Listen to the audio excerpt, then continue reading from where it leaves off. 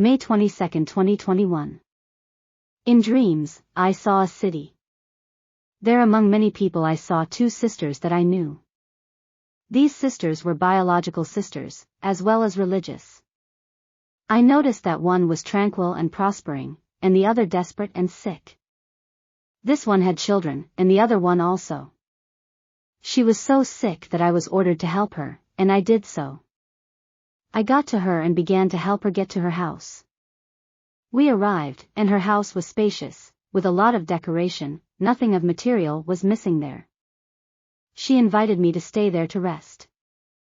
Soon, I saw that her children, all from the biggest to the smallest, were sick. Her sister came in while I was noticing this, and she told me, "Please come with me, I will take you to see something." I followed her. We left the house and she took me to a street where this street had a dirty water channel that ran through that place. There were some steps where people went down with containers to collect this water to take home and use it for their needs. I told the woman who took me there, "How do you use this water that is so dirty?" To which she answered me, "There is another option, but it is further away and many do not want to pass the work." I told her then, "This is the source of sickness for everyone here, and that is why your sister is sick, and her children." And she told me, "It is like that." I asked her to take me to the other place where there was another source of water, but she told me, "I can't go with you, but I can give you instructions on how to get there." I told her, "How? Don't you drink that water?" She answered me, "No, I drink from another source that is far superior to all. I pay for it and they take it to my house." So, she gave me the instructions. And I went out in search of this other place where there were also waters in the distance. I walked, crossed the city, the plain, began to climb a hillside and entered in leafy trees. I saw some rocks there, and a beautiful waterfall of fresh and pure water. There, while I was quenching my thirst, I could see that two people were approaching. They didn't come from the path that I traveled to get there, but came down the hillside. They greeted me kindly, their faces glowing with health, and their walk was full of vigor. So, I asked them, "Have you been drinking from this waterfall for a long time?" They answered me, "Yes, many years ago." I asked them again, "Where do you live?"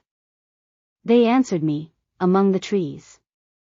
I asked them again, "Since when do you live there?"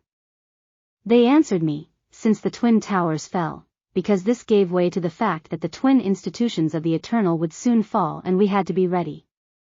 We warned many in the city, but for them this was like a science fiction story. Now everyone lives sick in it and the others must buy water on the outskirts of these." Soon, they told me goodbye and left. I meditated on all this. Soon, I found myself on the plain again and saw a large truck go through it.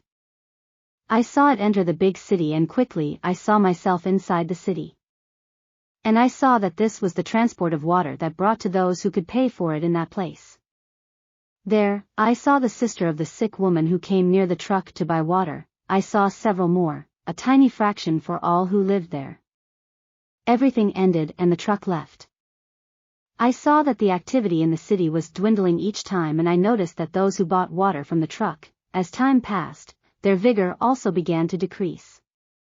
Everything began to become scarce, from the monetary to the most essential for subsistence. I saw that the truck came back to the city and nobody could buy from it.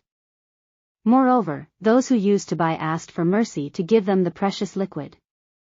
They begged so much, that one of the truck got out and went to open the rear hatch of it. Upon opening the hatch, there were two men, one dressed in white, with a religious cassock, and another, who was bigger than the first, this one dressed completely in black. They both took a bottle of water in their hand. The one in black took it and the one in white, also. He laughed at these people. He stretched out his hand, as if to give it to someone, but he immediately withdrew it and began to drink it himself and exclaimed, "My water costs. Without the cost, no one can have it."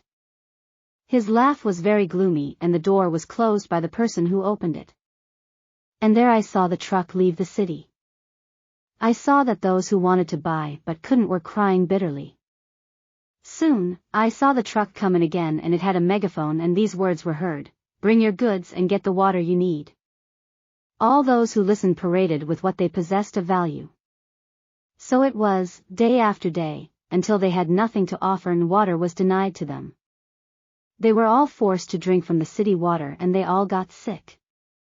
Immediately after, what I could witness was that they lost everything they had, even their lives. And they set the city on fire, since they had all died, so that the plague would not spread and contaminate the other cities of the plain. This was lit by the same men that I saw in the truck that brought the water. There I saw how, as time passed, smoke and the smell of cooked meat rose from each city, which came out of this smoke and was smelled in the distance. From the place of the waterfall, which came out of the great rocks, I observed that great desolation within those cities. I was crying. I felt my heart almost stop at such sadness. There, I knew many and others I did not, but I cried because of their great stubbornness in knowing that they knew that another source of water existed, and, because it was difficult to access, according to them, they did not take it into consideration and preferred death rather than opting for it. At that moment, beloved, there I woke up. Oh, beloved, what a sad condition of the human being who insists on ideas, preconceptions, actions, attitudes, and closes in this and disdains the real salvation that is there in front of them. Human tastes and preferences, I was let known, will cause many, with all their learning and eloquence, to fill the ranks of those who will be lost. I was let known that everyone who does not die to his self, and not this in words but really in his life, this way of being that convinces the individual of being capable or untouchable, coming from the enemy of God, he will not be able to withstand the final test, because he will not bend that self in the face of circumstances. Sad condition, beloved brothers, that wraps every mortal, and that no one can self-cure from it. Only, we can heal by a total surrender to God, to the point of being fused in Jesus Christ in thoughts, words and actions, as Enoch, Elijah, Moses, Elisha, John the Baptist, and other heroes of faith achieved it, which are recorded in the word of truth. Only then will he be able to make us overcome. Playing to be the winner, believing that we are close to the goal under our own qualification, will divert us from the real condition of our life. And we will be losers. This is an individual race, and it is so solemnly important in our lives, or so it should be, so solemn it should be, that no mortal should interfere in this, in our relationship between us and Jesus Christ. Only he knows how to run this race and win it. To him alone we must have implicit obedience. This is what those who have won learned and lived, and it is a learning that we do not have much time to learn, to carry out, but it is super necessary for what we will soon have upon us. And to be able to be overcomers in the one who was among us, overcome, and is now interceding for each one of us. There is still a little grace available, I was let known, but it won't be forever, it won't be for long. The question is, will we follow our own course of life or God's course? God's course is laborious because it demands denying ourselves in deed, word, and thought. That's why it's laborious. Everyone who resists dying to self will not follow it. And sadly, these will be many. Moreover, those who follow him, like when the little animal follows the one who feeds it, they will be prepared, not by human hand, and they will be rescued from this world of sin to live with the eternal forever. Only then will we be healed, beloved brothers, of sin and freed from this body of death. There is no other road.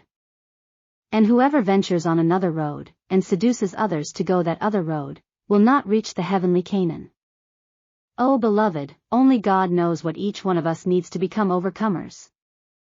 Let us go to him as a good loving Father, and, with a contrite and humiliated heart, let us hope in him.